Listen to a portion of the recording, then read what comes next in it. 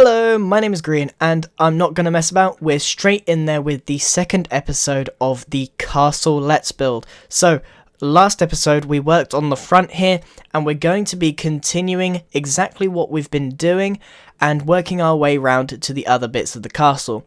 It's a lot more of the same that we did last one, so if you haven't watched it, make sure you understand the concepts that we're using and the style that I have set out. So now I'm going to be copy pasting that one wall segment that we did at the front and just connecting it up between the two towers that we've already created. World Edit is a wonderful tool for things like a castle because there is a lot of repeat patterns.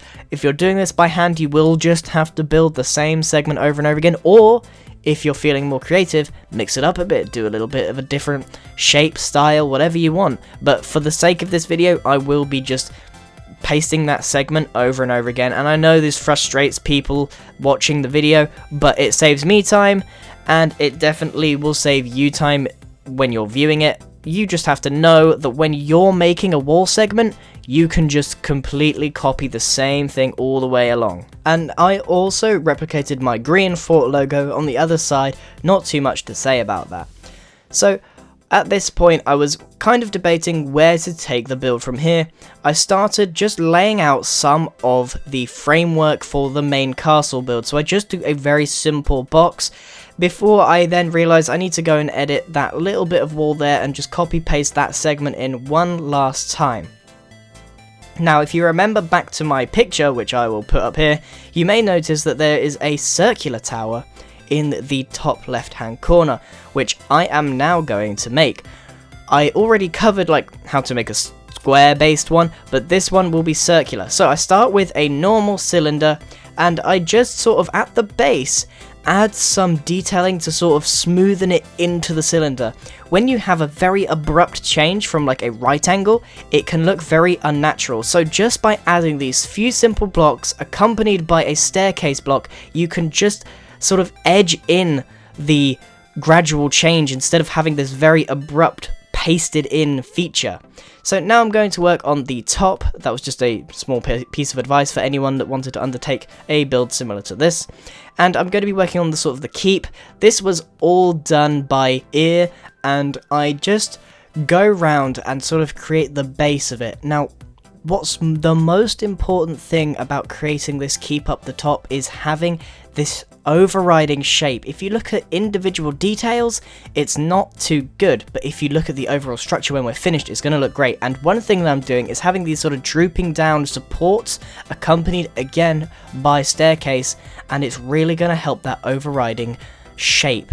And I really wanted to take into consideration all the little details I've put around this keep here because they really work together. So now this is the bit that people can actually look out of if you're up in the tower, and for this design I'm just going to do a 4-pillar quick design. I could have gone for multiple arches in a sort of diagonal sense, but I didn't really want to do it. I wanted to keep it simple and focus on the overriding shape rather than the individual details. So now that I've got a very simple archway system over the middle, I'm going to do the top bit now. So the top is very, very simple. But what I really want to emphasize here is when you're doing a tower like this, the top should really overarch everything else. So you have this very, very distinct shape of going in and then out again. And again, you want to bring that nice and tall so you have it so it's got a good sense of grandeur. And then again, you can detail it how you want. I can give you a couple of examples here just watching me on screen. And all I'm doing is adding some half slabs, some staircase blocks, and I'm just trying to get the shape correct. And you can see that I'm adding these little bits on the top that go even further out, overarching. And then again, I'm adding this detail that's been consistent throughout the build of dragging down a few blocks of stone and then having a staircase underneath.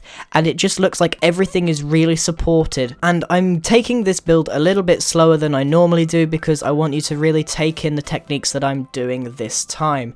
So I'm going to give it a really good look around on this tower, and you can see from a distance how I've done it. And it actually has a square base and then works its way up to a circular tower, and I think the combination works really, really well. But now I'm going to do, if you remember back to my picture, an archway and a walkway from the tower to the main castle. I'm doing it in a very odd fashion. I haven't really done much of the actual castle itself, and I'm working on everything else around it. This is for a pretty good reason actually. I'm trying to get the sense of scale correct. So I want to get everything else the right size before I realise that I need to do the last bit even bigger because I want it to be the centerpiece. So anyway, I'm working on this archway, and you'll notice that the right and the left hand sides are completely different. And this is because I didn't want like this big centered archway. Archways are very, very versatile, and I want to have it different on each side so you can sort of have this pronounced entrance to the tower, and it won't make the tower very thick. You can see that there's a little bit of support there on the left, but not too much, and then on the right it's got a lot of support because it's going to be attached to the main castle.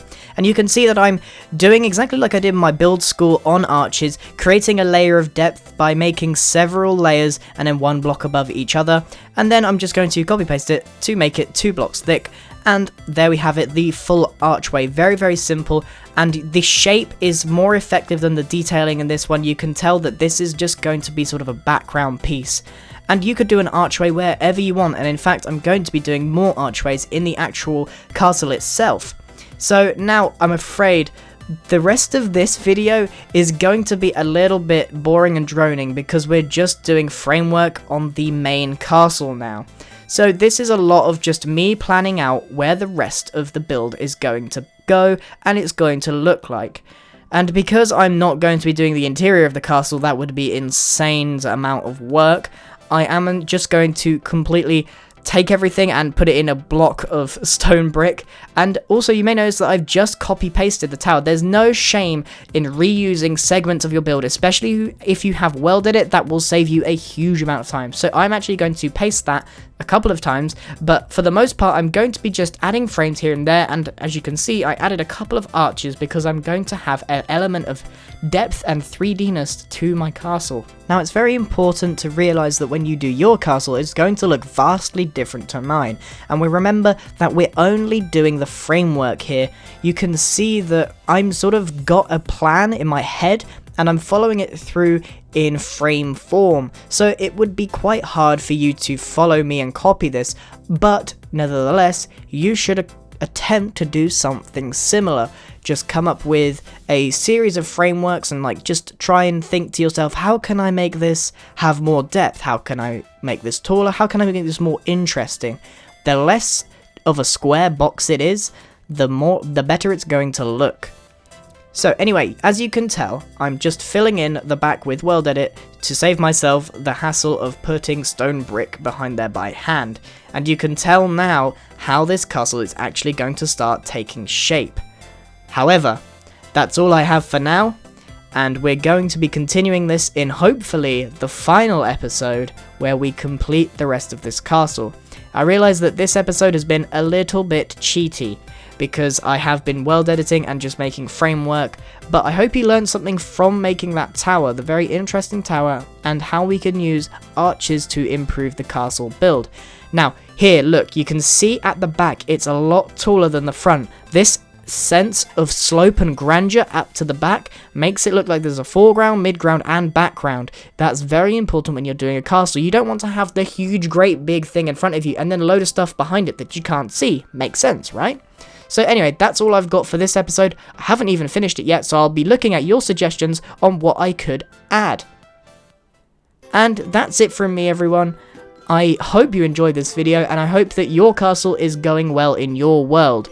I really want to see what you guys have come up with. A lot of people have already tweeted me their entrances, and I can tell that they've come up with their own ideas and they've just followed the steps, and it's really, really great. So a big kudos to all of you doing a castle at home, and well, that's kind of it from me. I hope to get the 3rd episode out as soon as possible, but I do need to finish building my own castle, so I'll be looking at some of the early on comments from this video and then trying to apply some of their suggestions into the castle for the next one. Thank you very much for watching, guys. Goodbye!